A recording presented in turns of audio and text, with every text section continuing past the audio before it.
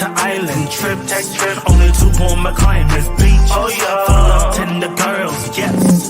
We got I love flying to Hawaii like it's close to me. Got 5 hours to the land with an ocean breeze. See nigga views, cause float and the woman tender. To the islands with a culture blender. Tell me something about the water. It is oh so tender. Are there beaches everywhere? Take a drive and end up on the side of the road. Stop it is a must. Take a list. Hello, welcome to Mrs. Best Reviews channel. I am Mrs. Best. We have to the right of me, James, renowned author. Check out his book series, Fraternity Row. He's been a Watch Your Mouse Reviews channel, and we are here to go over Basketball Wives Orlando Season 1, Episode 3. So let's just jump right on into it. Let's just get going. I hope everyone's having a good day, night, evening, whatever the hell. The first thing we see is Nick and Mulan. They meet up, and for the most part, Nick to me seems unproblematic. She just kind of so far avoids drama. And I'm like, maybe it's because she's doing her little content creation and has her kid. She hasn't really done much. I feel like we're going to see something later. Ah. She gives me those vibes. I can't put my finger on it just yet. But she does give it. Yeah. Well, you're probably right. I definitely felt Mulan we would see something from later. And we see Mulan tell Nick of Mackenzie and Danielle's beef at Ashley's event that we saw last week. And Mulan says what I think a lot of people were thinking. I know a lot of people I saw online, they got on Danielle because you don't just go to an event with negative energy when someone's asked you not to behave that way. That's still someone's place of business. Like, do better. So people were saying she was looking like a bitter baby mama. Whatever the hell, separate from that, I think Mulan said the correct thing. She wrong place to do that. There's a way to conduct yourself in certain places. There's a time and place for everything. And what Danielle did and how she did it, it was not the time or the place. So I'm going to just leave it there with that and move it along. The next thing we see is Megan and her boyfriend. Megan has a boyfriend. His name is Dre, and it looks like he owns a company. He's an entrepreneur of some sort. She stated he is a tattoo artist as well. He tattoos the elite, such as basketball players and those in the hip hop world. What else do we find out about this man? He got kids, and that's wonderful. He's obviously in his children's life. And for some reason, we see Megan J give this man a pregnancy test that says not pregnant. If you know that you're not pregnant, why? So I didn't understand it. It was stupid. She was stupid. It was like, what are you doing? Why would you play with somebody like that? Because even he was taken back. He was like, I ain't touching that. Right. But then she tries to make it seem with the confessional, like, excuse me, like they want to have kids, but it looks like she wants to have kids and they're leaning towards that. So they have the conversation, and he expresses, while he doesn't mind having children with her and he likes her, loves her, all this stuff, he doesn't want to take the next step and take the relationship a step further because he has concerns that she's not close to her family, and he feels as though family is the most important thing in the world. And she says she feels pressure. So 2 things. I liked him. He was okay. However, just because your situation with your family is peaceful, you cannot expect other people to have a similar relationship. And people who are close to their family and value it over everything else don't understand people who are not, because they don't have a lot of people close may not have a family that could do the things that lead to a lack of closeness. It could be a variety of things, but it's obvious based on like past situations with Megan. There's obviously some trauma, and not only that, but it seems like there's resentment too on her side. And so when you're telling people like they need to bridge gaps with family, sometimes that's not up to them. Sometimes it's up to the family. I know personally, for me, with certain family members, like I'm actually wonderful with my dad's side of the family, but on my mom's side of the family, certain people, sometimes you know your family better than anyone else, so you can decipher if they're going to change or if they're healthy for you and this and that. And if someone's not healthy for you, I don't care who they are to you.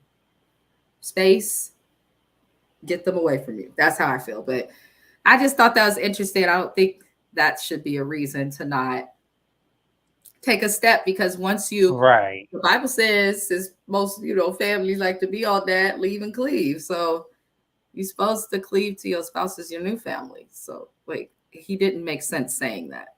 But To me, that seemed like an excuse of something else. Like, I feel like you're hiding something when, because I'm more than positive that Megan has had some pillow talk conversations about why she's not closer with her family and why this is, not something she has any desire to do at this point in her life. I'm pretty sure you're privileged to that information being her boyfriend. So why encourage that if you know this is a trigger for her? yeah, And exactly. like I don't Exactly. understand when men do that, because to me, when men do that, that means they're hiding something. Hmm. And it's just my opinion. He might be free and clear. He might be. I don't know him. I don't know this man. I don't really care. But to me, in my experience, when men bring up stuff like that, you're not close to it. It's like you're trying to find a reason not to Yeah. make If something you want to official marry with a her. woman, you're You gonna want, marry a woman. Like, there's nothing now. regardless of what baggage it is, because the The only baggage doesn't thing, affect the relationship. the only Her baggage have I would Mhm. accept is the kids and nothing else. Right, because it's like at the same time that doesn't affect your relationship. Her not having a relationship with her family, that doesn't affect y'all. So what the hell does that matter to you? Like at some point, we would probably have to talk about like, okay, we get married. Is your family coming to the wedding? How many family members are coming to the wedding? Who are you cool with? At that point, when you about to marry somebody, then that's when you have this conversation. Not when y'all are trying to make the commitment. The commitment already needs to be there. That's yeah. And he's I not agree. doing yeah. That's He's just I good. don't He he there's definitely something is wrong. hiding something. And I think we'll find out more, because he came in. It's only episode 3 and we meeting her man. So we will definitely see more from that likely. So next thing we see is Mulan meets with Mackenzie. Apologies for looking down. I am looking at my notes. We see Mulan meet with Mackenzie. And now, if you remember a few recaps ago, y'all, I was talking about I want to see Mulan interact more with the girls and not just do her own thing. And she's actually interacting with the girls. So she meets with Mackenzie, and we find out finally through Danielle that Mackenzie is, remember, we were trying to clarify that last video. She is dating Danielle's baby daddy and ex boyfriend. That is the person. I said, oh my God. So, I'm like, so everybody has an inner. Well, Danielle and Neek, Mackenzie and Neek have an inner circle, and then I guess we could tie Danielle into it. So it's like we have the tiers. I have, You have a baby with this man, but you dating this man that used to belong to this woman, and now this woman's dating your man who's now in the same circle. They're y'all crazy. all in a love triangle, and I'm not trying to be disrespectful, but oddly, with the exception of the women who were or are wives, it looked like the rest of y'all are just intentionally dating ball players, hoping that one of them commits to Marries you, you, and yeah, that's correct. it Which, works. yeah, it does look like that. Yeah, Honestly, because I'm a agree with that. yeah, Yes, the stuff that they complain about in the relationships and stuff, if you watch Basketball Wives or know anything about sports people, that are common when you date someone in certain industries. So why would you continue to date people in an industry of people who do what you said breaks your heart? It just doesn't make sense to me. So I'm like, oh, y'all in it for other reasons, allegedly, because I ain't trying to have nobody come for me. I ain't got time. I'm poor. You can sue me, but you won't get shit. Just letting you know. But basically, we find out Mackenzie is dating Danielle's ex. So that's why Danielle is so butthurt about the whole situation. They have only been broken up for a few months, it sounds, from the time of the filming. It sounds like they've been broken up maybe 3-6 months. And he moved on quickly. So basically, Mackenzie says, when confronted on this, because Mulan asked her about it, like, let's get to the bottom of things. And I'm kind of looking at Mulan with a side eye, because I'm like, you say you want to make peace, but you digging too deep into their business to make right. peace. Yeah, I was like, what the hell is going on Mulan, you with don't you? need to be all up in their business, Right, getting the scoop, for finding out real. stories. Because if you give Mackenzie, from what I've learned in 3 episodes, you give Mackenzie the opportunity to speak, and not much will come from her mouth. That's substance of substance. Yeah, I was gonna say stuff come out of mouth, but whether or not it makes sense is Yes, questionable. questionable as hell. So Mackenzie says that Danielle is a liar. She says that Rashad broke up with Danielle because he didn't want to deal with her no more. And she says that Danny aka Danielle, would have been mad either way. If it was her, if it was somebody else, if it's a year down the line, 2 years down the line. And Mackenzie goes on to say that Danielle makes Rashad's life hell. And that basically Mackenzie defended Rashad. She's like, oh, my man is a victim and this and that. And the thing that's weird is Mackenzie's a baby mama herself who was giving another woman trouble doing the exact same thing that she's getting. So why are you suddenly acting surprised as to why this woman's doing that? And you only had one kid with this man. This woman had all of her children with this one man and was with him for 8 years. From what we're hearing later in the episode, she wasn't with nobody else. So she's not even someone who's been able to be promiscuous when it comes to, sexual, all of that. So I'm just like, Mackenzie, that doesn't look good. You're looking like one of them pick me girls. And what I mean when I say that is you're just happy that a man picked you and the rest of us just don't matter. And you got to figure that out. I'm not saying that these girls' treatment of Mackenzie is okay, but it's already enough you're dating this girl's man so soon after this man gets out of an 8-year relationship. Mackenzie, do you really think he gonna marry your ass? Like, usually people have all missing like chromosomes or something. She's missing something. She missing something just to me. And this is where I'm kind of like, because she has another child by somebody else, and we don't even know who that somebody else is. So it makes me wonder, is that maybe by another ball player? Like, probably. What is the context here? Why are you so fixated on this one rim of career path? And then when it comes to dealing with who they have prior to you, you want to demean and disrespect the relationship, which y'all know how I feel about that. I feel like if you don't have legal binding paperwork, that man is not yours to claim. I don't care how long they've been together. I don't care if y'all was together 35 years. Yeah. If you are not this man's wife, oh well, you lost him. Go get you somebody else. Do what Mackenzie do. Mackenzie done ran all up and through basketball teams getting men. So okay, James. I'm just saying, you lit 2 doors down from one baby daddy. That's a fact. They gave us like an episode of Nick, like Mackenzie's kind of a problem, to like us finding out, oh no, Mackenzie is the problem. Like, because it makes me look at her like, okay, what is the issue, Laura Govan? Like, what are we doing here? It doesn't make sense. It's not responsible. No, it doesn't. But Mulan basically says to Mackenzie, the man is the problem. The man. Y'all arguing with each other when the man is the problem. And normally I would agree.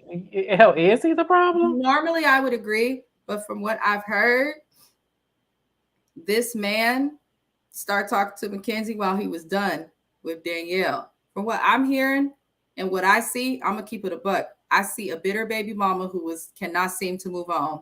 That's one, Danielle. I see a woman who needs to go to therapy and find herself, who is a potential gold digger, allegedly. Sleeping with ball players is just what she does, Mackenzie. And I see a nigga that know he in the league and gonna grab and hit whatever woman he can, bend it over and smack it. That's what he doing. That's Rashad. That's what I see. I don't think the shit is that complicated as it would be with like maybe other shows or even the other basketball wives. Like, I don't think the shit is that deep. I think Mackenzie knows what she's doing, sleeping with these ball players. The girl is bitter and the man is just being a man. So Mulan, mind your business. We'll figure out your sisters and why they stealing cars and driving to Miami.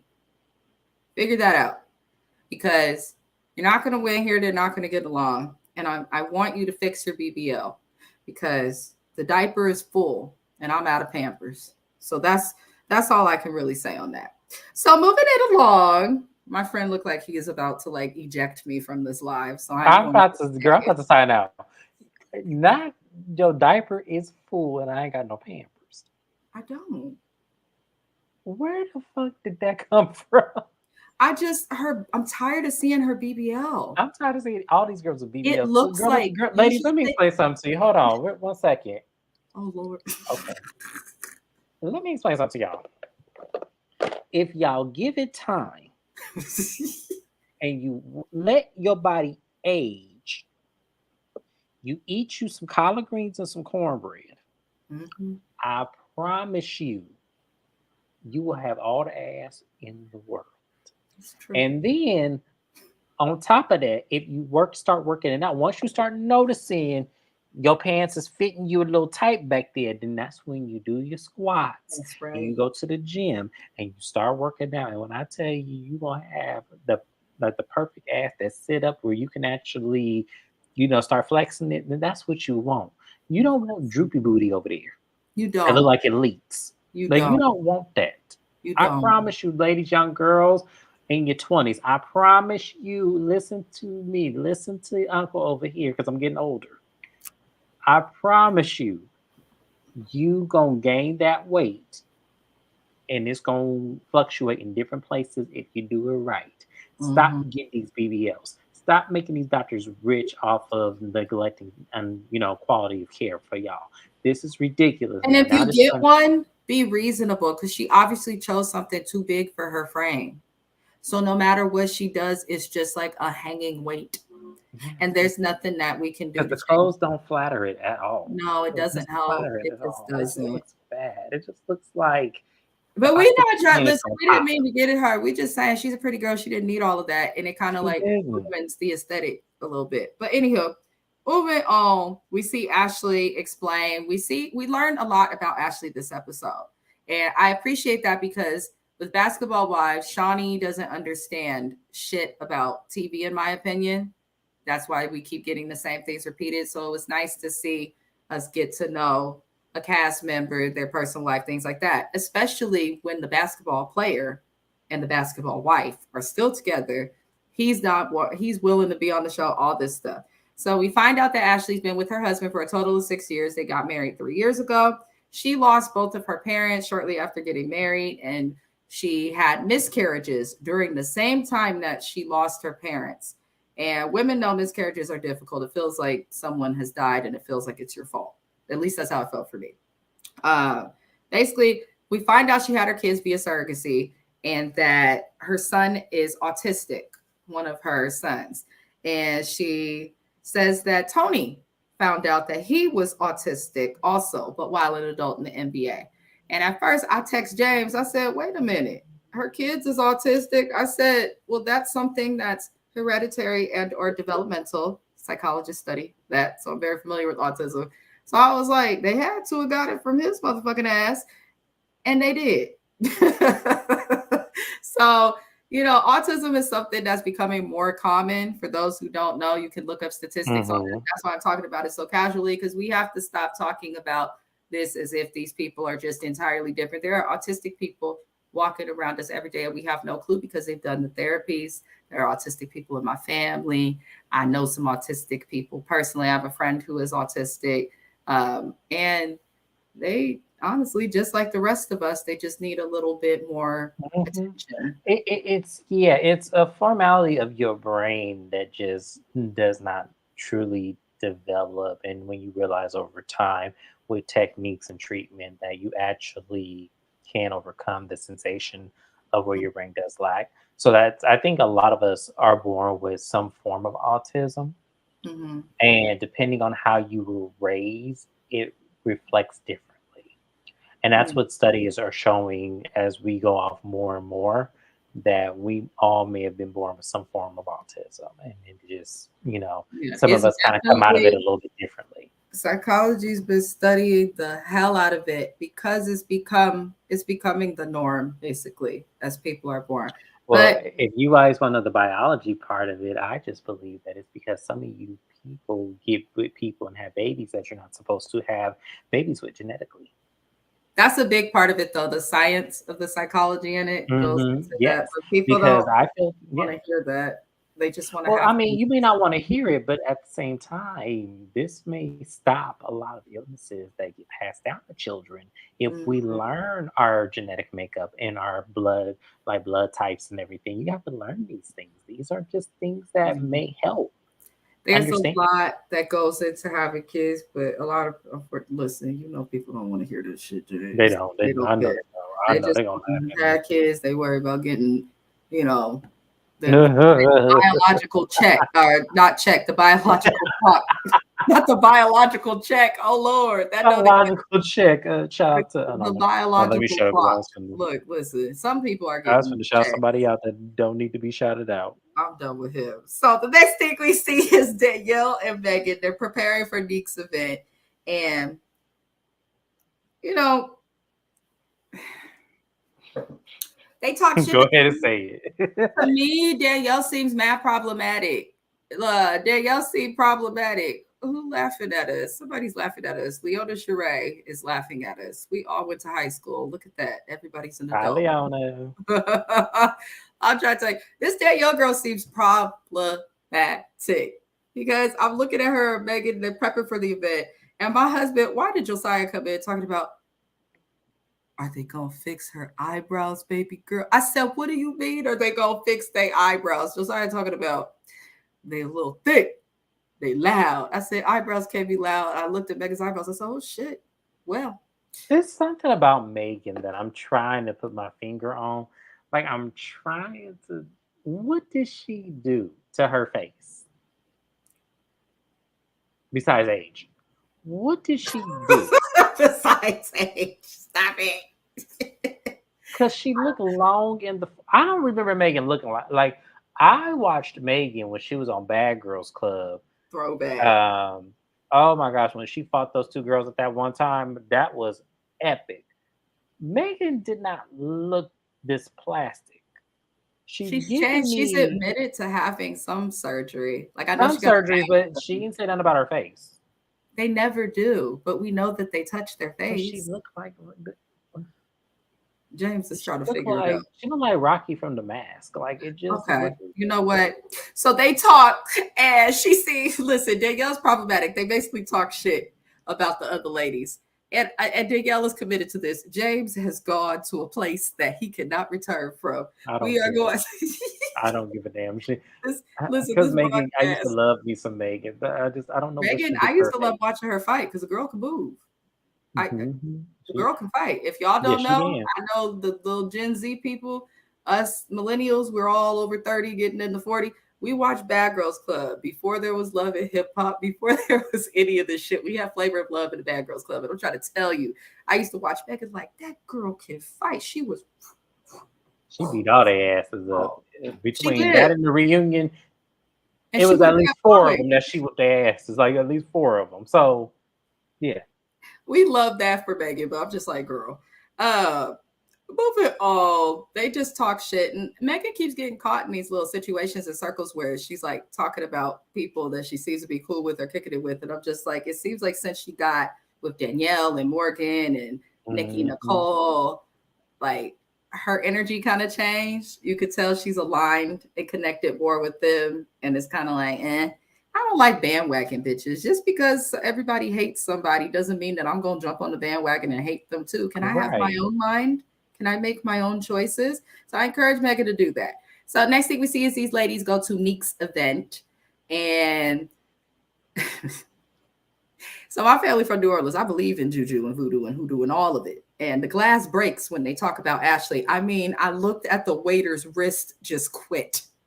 And we watched the glass. I can't reenact it. Like, I wish I had the money to do like reenactions for y'all. Like of what right. I that shit was so funny. I was like, oh my God, what just happened here? His wrist, you saw it. I've never seen a wrist, that part of it just shake. It look, the glass was shattered.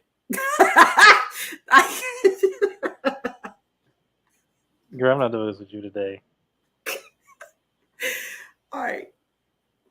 Years ago, I was a waitress at the Elephant Bar, y'all, in Emeryville. It ain't there no more. But that was my worst fear. Like when they would, like if we were short a server, like, and they would be like, Mina, can you serve this food? I serve food, not drinks, because look what happened to that man. God bless that white man. Something's wrong. He dropped all that stuff. Anywho, the glass breaks and he drops that stuff like right after they bring up Ashley. So Ashley then after this ends up walking in and she had her burgundy faux locks.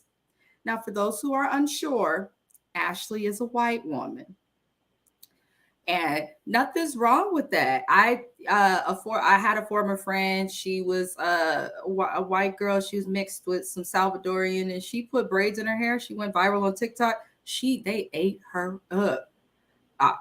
They were like, this is cultural appropriation and all this stuff. So they start throwing shade at Ashley's hair because she's a white girl in braids. And to me, I don't really mind seeing people who aren't black rock, braiding styles. I figure it's your hair. You can do what you want. It's more so, I don't like when they do their makeup darker when they do a black style. That's when Ashley did pull that. If we peep and look at the camera, I said, now why is your bronzer so prevalent today as you put on the style on your hair? Right. I not only that, I remember when Kim Kardashian did something similar to that, and the whole people had an uproar.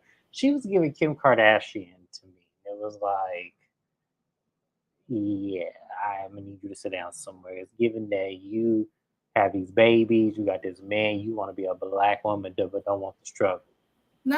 Listen, as black people, I think we complain a lot about, oh, we're not invited to these spaces, or we're talked about this and that. It should be a good thing that people are accepting of and like the styles that we do in our hair. We just have to help teach them the boundary and happy medium of that shit. But these ladies did not do that with Ashley. They asked her, I was like, listen, black people ain't shit. Let me tell you why. Because they asked her, they said, so is that a wig or did you actually get that? No, it was the way like they've all been around it. It was like, because it brought attention to everybody. And it was like, it was almost like that scene from Low Down Dirty Shame where the man walked into the Nazi thing and he goes, "Can someone tell me what the exit is?" And they all were staring at it. That's how they all looked at her hair. No, because when she said, I'm not gonna lie, I had to pause it and giggle. Me and Josiah was laughing. She was like, I had to sit in the chair. This took like 7 hours to do. I was like, you still wanted to? I want everyone to look at my hair. It's braided. It's the same thing. Now, a faux lock, for those who are unsure, is usually a braid like this, and then they take mohair and they wrap it around. So it does take longer than traditional singles, okay, and other braided styles. Can't you give it tutorials? No, because people may not understand.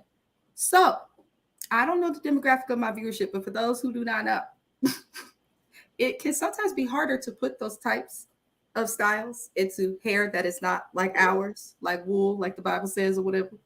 And the reason why is it can eat at your hair and cause something called traction alopecia. I had a friend who was not black who put singles in her hair and it happened. So it is a thing. Now, the reason I was cracking up is because y'all know faux locks take long, like usually a full 8 hours unless you got somebody good. So when she said she got all that done in 7 hours, I was like, oh, wow. I said, your braider's either really good or really slow. One of the two. That's all I could think. I feel like I would take her money too, because I know she's gonna have to wash that shit at some point in the next 2 or 3 days. So that shit gonna itch like a mug. So whoever she gonna take it out. She gonna have to, because that shit gonna itch and she gonna have to wash her hair. There's no way. There's no oil treatment. There's no oil treatment that's gonna help that hair. That's why black people get the braids, because the natural oils we have in our scalp is protected of that. Mm-hmm. It's not the same for her. So that's just gonna be funny. She just wasted money and I'd be mad.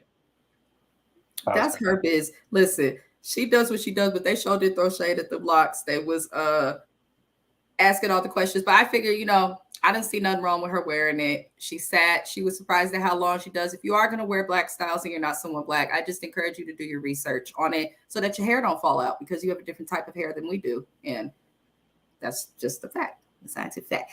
Anywho, so I'm just like, I knew that things weren't going to go in the right direction when they were giggling and throwing shade. Morgan and Danielle in that corner just giggling and throwing shade. And I don't think they realized, like, y'all bitches trying to be shady and everything. And, okay, we get it. This white lady has braids. And they're like, oh, my God. But it's like, okay, can we move past that but they don't want to. They're impacting Nope. everyone else's energy, and I don't think they see it, or if they do, they just don't give a damn. So they play Never Have I Ever, and Never Have I Ever is a game that you play with alcohol where you ask questions, and then if people have done it, they'll put up a hand, keep down a hand, and then they either have to drink or don't drink based on what they have or have not done. So they play the games, and it looks like the ladies wrote down questions and like put it in like a hat to pull from, which I knew they did this just to be messy because I've had game nights with friends. You can download the games on the phone to do that. I've actually done that with the person who just commented Leona Charest before. We wanted to play a game and we just did it from the phone because you can get the games on the phone through apps, all of that. These women decided we're going to write our questions down and be messy. So the questions were messy as fuck, period. I mean, I was like, what the hell? They asked, never have I ever slept with a married man? And I was surprised. A few of them was like, I have. I'm like, oh my God. I know when they said, I said, oh, well, dang. For those who are unsure, yes, it does bother me when I see that women is just sleeping with married men. I am married, but I understand that it's not me. I'm going to hold the man accountable if he do something type of chick. But then at the same time, y'all really out here intentionally sleeping with married men? Yeah, like that's wild to me. What you gonna do when you become a wife and it happened to you? Right. I just want to know. Karma is real, y'all. I'm telling y'all think that's cute all y'all want to. Right. But when so a man's married, to me, I feel like deception is deception no matter what it is. Like, and y'all can't get mad, Danielle and Mackenzie over there. Y'all can't get mad when things happen to y'all, but then y'all go out there and do the same thing and been with married men and stuff and think that you're going to skate around with life free because that was his responsibility. Yes, he has a responsibility to the person he's married to, absolutely. But you have a responsibility to yourself not to fall for that trick. That's right. I'm also a firm believer in karma and energy. Yeah. I believe we get what we put out into the world. So absolutely. You have to think if you're sleeping with married men or someone who doesn't belong to you, someone you shouldn't to, that's going to come back to you tenfold somehow. I don't know how, but it will come back to you. The next messy question we see them basically asking, and they're calling Mackenzie liars for not answering the questions the way they feel that she should. And then there's a question about Ashley's hair. And Nikki Nicole was like, did someone really write that? Or y'all just doing this to where she takes it and write, like, someone really wrote that? And that's when, like, that's the last we basically see of that event. But I could tell from like Neek sitting there, her confessionals, she was not feeling it. I don't think Neek expected her issue with Mackenzie to basically jump off into like Mackenzie having the issue with all these people, but it's Mackenzie's own doing. But it's like, if y'all don't like Mackenzie, I wish y'all would do like some people on other shows, like just don't show up. Why are That's what I'm saying. Like, to me, I feel like it's stupid to even like beef with this woman, but then entertain her at the same time. It's you know, it needs to be one or the other. Either y'all like her or y'all don't. Either y'all want to fool with her or y'all won't. It's like, yeah, we get she's problematic. Nobody's disputing that. But at the same time, why entertain her? Why? The other thing too is Mackenzie has not gotten at them, talked about them. So to me, like Morgan and all of them are like borderline bullying this girl. I understand you don't like her. I understand that she dates in a fucked up way. Let's just call it what it is. But she not dealing with nobody that belongs to y'all or who was y'all when she was dealing with them. And so I'm like, relax. Like, you don't have to like the girl. You don't have to get along with her. You can throw shade and stuff. But she is obviously a girl who's not going to fight back. So I'm looking at them like, when you attack someone who you know is not going to defend themselves, or if they try to, they're not going to do it in a way that works, then you're a bully. It's work it out. I don't attack those who I know I can win a fight with. Like, it's a fact. I actually just spoke to a friend and James a few weeks ago. I had an issue with somebody. I'm not arguing, going off on nobody who I know, like, if I open my mouth, because I can't read people for filth. I just try to find good in psychology and be a good person. But if people really want to, wake up the Gemini, which some people do, then I'm not responsible for what happens after that, you know. But you can't like just bully people. You know, if you know they're not going to do nothing to fight back, why have the fight? Even if they are going to do something, what does that do for you? Exactly. Ooh, Like, see, if that's like, even if they were to do something, like, what is that going to solve? Even if y'all were to fight, what is that going to resolve? Like, I'm just trying to figure out, like, at what point, even once again, and I'm not taking up for Mackenzie, I'm not taking up for Danielle, I'm not taking up for mhm. any of these women that are obviously or Morgan, I'm not taking up for her either. But at the same time, when y'all decide to attack and fight and pick at people, y'all just come across as bullies. And we don't like the LA season for that specific For reason that because exact reason. the OGs come off as bullies. Mhm. So it does not look cute or it does not fulfill or actually do the wherewithal of this show if we're going to have 5 women jump on this one lady. Because what's going to end up happening is, even though I don't care for her, even though I think she's problematic, y'all gonna make me on her side every time. Because I'm fair. I don't care how much I dislike somebody or think they're problematic or think they full of shit. I'm gonna be on their side. You're on mute. Mature adults, people who know who they are, don't like or respect people who do what Morgan and Danielle are doing. If you have Hmm. your issue with this woman, as we stated before, go away from her or talk about her up the wazoo in your confessionals or with your friends. But when you're getting around her and putting her on the spot, laughing at her in front of everybody, it's a little rude. And then she has a husband that's black and her children look black. So I think that sometimes, from what I've noticed, people who have children with black men who may not be black themselves, I feel like sometimes they put the hairs of black people in, suddenly their makeup gets darker and stuff. Maybe they're just trying to find a way to connect with their children in some way. You never know. So I don't think they need to be acting like that. But moving along, we are almost at the end of the recap. Thank you to all who are watching now. And or if you're watching the live replay, I get lots of views, hundreds of views for the live replays. I appreciate all of you guys for watching, even though I'm not live. I just wanted to give you all a shout out because it's been very, very good. I appreciate all your participation. So Megan reconnects with her brother, her younger brother. We know that Megan was not raised by her mom. Her mom had her at 18, which is younger, gave Megan to her grandparents, and Megan was raised by her grandparents. Megan's little brother was born later in life, and her mother raised him from birth up until the time that he was an adult. Psychologically, that's impactful, and is going to make her feel some way. So, you know, but I'm glad that her brother seems sweet and loving and like willing to talk to her and all of these things. But I can see how he's like, yeah, mom can be difficult, but you know, I'll be trying to tell her. Obviously, it's not getting through. So we'll see what happens with Megan and her brother. But she met with him as a step to meeting with her mom. Because obviously her boyfriend is important enough to her that he said you need to get close with family for us to take things to the next step. And that's what she's willing to do. But I don't want her to do it because that's what he wants. I want her to do it because that's what she wants. And the other thing on a deeper level is you have to do this just to get this man to want to take the next step with you.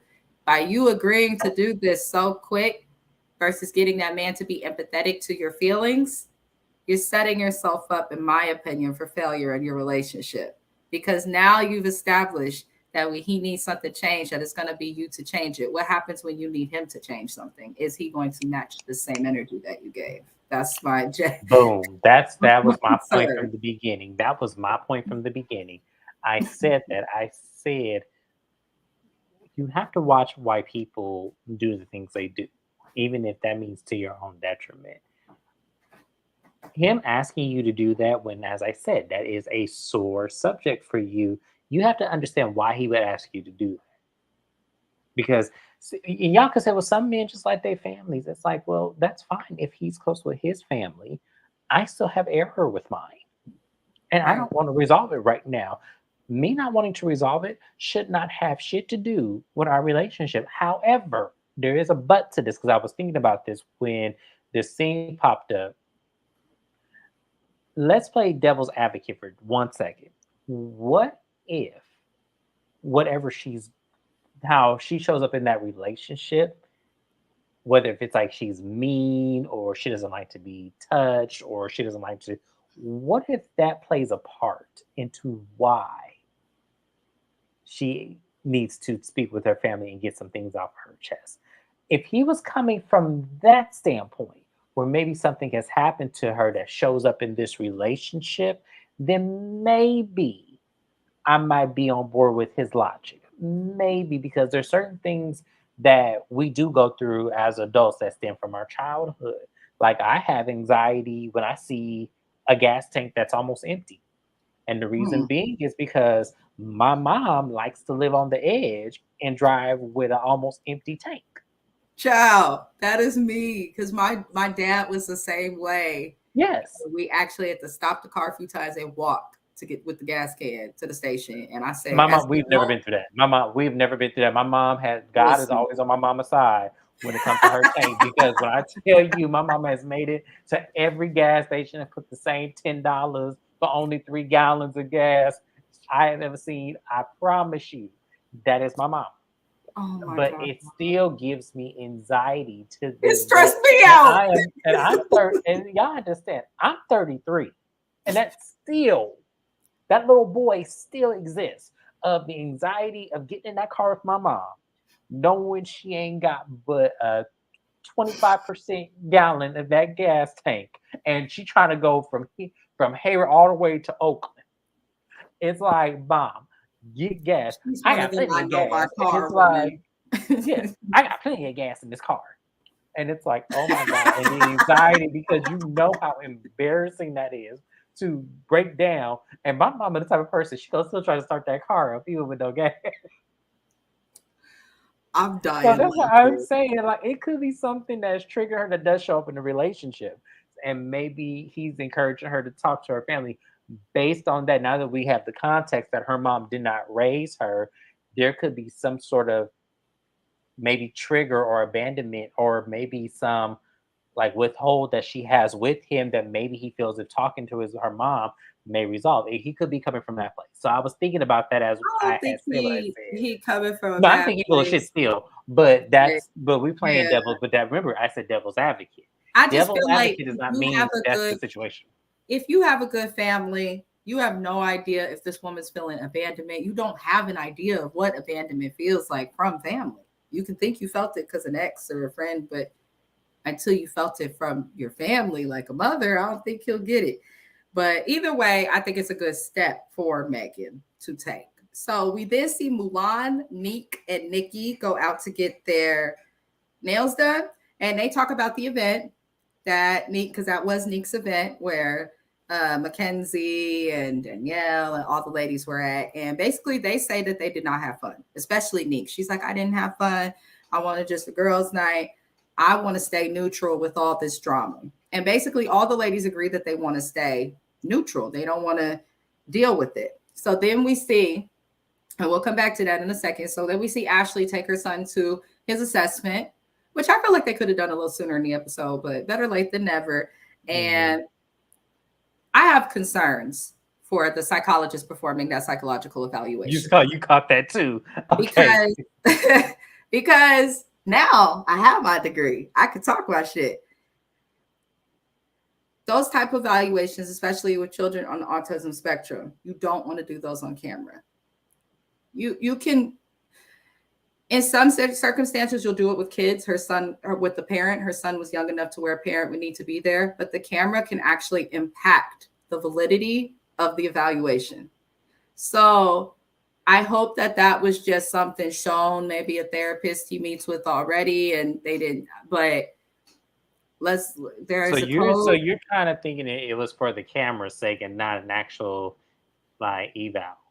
Yes. You can, in my opinion, thus far, I don't think evaluating children with cameras around is a problem. If you look at the footage, the little boy was trying to play with, toys. He did his patterns and did display some symptoms of autism. However, he kept cutting to look back at the camera crew, the camera. We forget because we just see the people there. But kids, all they're like is, the sound light, the microphone, the kid is seeing all that. It's a distraction from getting to know how they're truly going to behave. And that's a thing for like a lot of psychologists who work in like court cases, they expect parents to not, you're not going to fully present yourself a certain way because you want to make yourself look good. Anytime you know that other people are watching, you're going to be concerned with that. It's the same for kids. So I just felt like the camera shouldn't have been there, but for the evaluation. But I appreciate her trying to shed light on autism. We don't find out if her son is autistic. We just see the assessment. And I was like, okay, this is a little much. Anywho, moving on, because that's all I had to say there. Mulan and Danielle meet for basketball, and we find out they both played basketball. Danielle actually played professional basketball overseas for one season, she says, in Lithuania. So good for her. I think this is a piece of her bitterness too, because she stopped only because she got pregnant, and now she's not with that man. But she says she wants to get back in shape and get back to things. Mulan does bring up Danielle talking to Mackenzie, and is basically like, listen, the man is a problem. And Danielle just kind of looked at her. It didn't say too much. And I kind of felt that because it's like, it's just not your business, Mulan. It's really that simple. It's not. Even though I get that she's trying to bring the group together. Yeah, I get that too. But at the same time, because it's Danielle, I'm like, it's still wrong. It's still wrong. It's still wrong, y'all. I get it. I get it. I get it. It's just. It's still wrong. Okay, I'm gonna shut up. It's still wrong. I don't want to because y'all know how I feel about this situation. So I'm gonna shut up because it's still wrong. It is. I just feel like Mulan needs to mind. I think when it's a situation with like children involved, ex relationships, I don't think that's something you jump into, especially when the person she has a beef with is currently with someone that she was supposedly with while they were together. I don't know what the fuck is going on, but yeah, Mulan, that's a tough one. You walking yourself into trouble. And this is why I mind my Black owned business, because I don't have time to be, I don't have time for my intentions to be misrepresented or misinterpreted. And that's what they're going to do with Mulan. I can guarantee it. So the last thing we see on this show is Morgan and Nikki meet. Nikki Nicole, Four's girlfriend from Black Ink Crew Chicago. I will continue to remind people of that. She did do hair. I remember she had her little hair studio in Chicago, but looks like she's been doing ball players instead of hair since then. So we see Nikki tell Danielle, or tell Morgan that she and Danielle were bullies, which I was glad, because they were. The way they handled that girl was not okay. And basically, when Danielle gets triggered about this, then suddenly it's, I'm not saying this. Neek and Mulan say this. So I was like, you're gonna throw them under the bus? Okay, now, Mulan, that was irritating as hell. Because, lady, you know what the fuck you did. And you know the fuck Morgan knows she's messy, and Morgan, in my opinion, is playing the victim role. Morgan is manipulative. Yeah, it's like you doing too much. Like at first I was with you, but this kind of made me take a step back from you. Yeah, that's how I felt about Morgan in the beginning as well. I was with it, and then I was like, wait, but you're divorced, so like, let it go if you're done with him. And right now it's just gotten to a point where I'm like, ugh. So I'm not going to say too much, and then I feel like Morgan is egging on being a victim. And honey, you're divorced. You're no longer a victim. You're free. So please stop talking about this man. Please stop getting mad at people about this man that you don't want and are not with.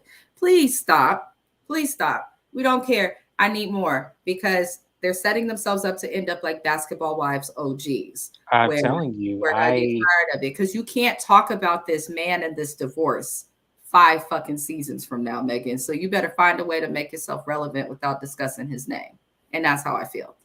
Other than that, you did what I did last week. It's Morgan. Huh? It's Morgan. You said Megan. You did Morgan. Shit. Eminem. Okay. I can't Morgan, Megan. I just hear the "and" at the end and I'm messing up. So I apologize. Morgan. But that's it. That's the recap. We have gotten through. We will be back again next week. We will be back after we recap Villains and Beverly Hills. Beverly Hills will be happening in the place of Basketball Wives LA for those who watch both recaps. So I know it's not because it's only about 9 people, but we will be I am having that to super happen. excited because y'all don't understand. Real Housewives of Beverly Hills, Sutton is my favorite housewife of all time. My number one. She saved the show. She did. She Her and saved the Garcelle. show. I'm not gonna throw Garcelle because let me tell y'all, Sutton came in as a friend of the show and blew up everybody's spot She did. and did not give a damn. None. She came her second season as a full-time housewife and tore Erica Jane's ass up in that season. I said, you better get her. And it was, and the thing about it is, a lot of people was like, "Oh, she's a racist." It's like, No, she's not. I'm like, I know a racist when I see one. That She's is not. no racist. I know her accent. I know Southern accents could sometimes lead people to think of that, but She says problematic shit, absolutely. Like Yeah. she says problematic shit and ignorant shit. But at Yeah. the same time, when I think of what I want a housewife to do, I want a housewife to push that envelope. I want her to be the stature that she is, whether if she's married or not. I want to see her flex when she needs to. I want to see her business acumen when I need to. She gives me all of the rams of what that franchise is supposed to be, while at the same time being highly entertaining and calling bullshit when she sees it. Because she does. She calls bullshit exactly. She does not wait. And the only time if she's not going to call it out then is because she just gathered them facts, which she will do. That's what I love.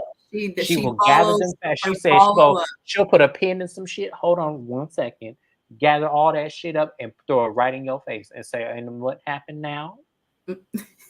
That's exactly what she did. Love Sutton. I feel like, because we both love Beverly Hills and both been watching since season 1 of it. But I feel like with Lisa Vanderpump leaving, Sutton like feels something. I didn't like Lisa Vanderpump, so that wasn't. It was. No, I did not like Lisa Vanderpump.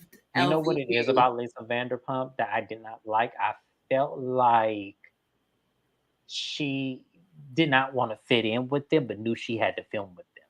And I don't like women like that. I don't like when you don't want to be a part of the cast because you have legal ties and money tied to it. Like, I think with Sutton, we authentically see the friendship that she has with Garcelle, that she's building with Crystal, that she has with Kyle. We kind of had with Kyle. We kind of see it muster because one of the things I like is I like that trio: Crystal, Garcelle, and Sutton. I don't know how strong it is this season, but I do love it. So we go find out. I'm very excited to recap. And no more Lisa Rinna. No more Lisa Rinna. I forgot to say that. No more Lisa Rinna. No more Lisa. Thank God. Thank God. But we will be recapping Beverly Hills. We will still recap Basketball Wives Orlando together, and I will recap Basketball Wives LA. But I will show up on occasions. If she decides to do it on a Saturday or Sunday, I will show up on occasions. Oh no, I'm gonna get that shit over with. No. Y'all won't see me unless I'm not working that day. Listen, I'll try to free my Saturdays. Anywho, I appreciate everybody for watching. We will be having a song review in about 2.5 hours. So I hope you guys enjoy your night. Be sure to subscribe to my channel. Subscribe to James' channel. If you don't subscribe to either channel, we'd appreciate it if you liked the video. I hope you all enjoy your evenings. Peace, love, and adios. Adios. James.